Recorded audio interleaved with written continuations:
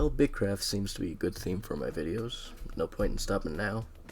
If you've watched the channel before, a sandbox MMORPG with an undetermined release date. Anyway, bitcraft is a game for community, and thus, a lot of what is talked about in bitcraft videos is community-centric, specifically nations, which are branches of the bitcraft community. Basically, anyone can create a nation, but it's basically up to chance whether that nation becomes popular, and there are a few that have, like the Shrimpire, the Crow Dynasty, Iridia, but there is one with quite a novel idea that barely anyone has talked about.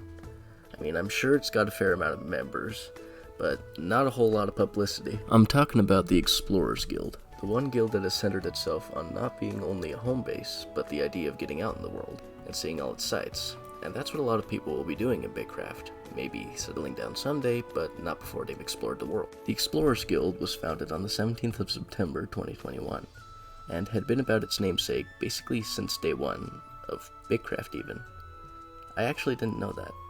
Anyway, with a Discord of 192 members, the guild is basically founded upon the idea that you can be in separate groups to explore the world, whether it be on a solo journey or a group of your friends. The only difference between being an Explorers Guild member and wandering around aimlessly is that you have to bring your findings back to the research and engineering sectors. There are also roles for merchants, diplomats, and craftsmen to help assist in setting up shop for their products, being allies in government, and to craft all sorts of goods for the cause of exploration. But how does the Explorers Guild stay afloat as far as their community goes?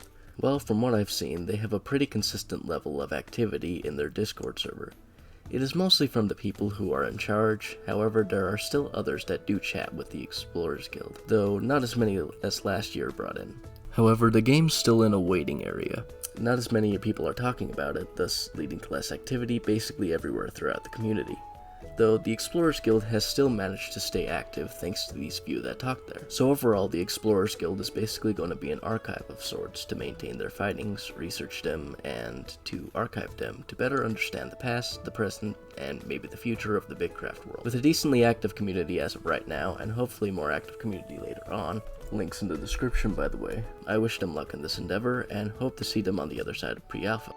That's about it. Thanks for watching, and I'll see y'all later.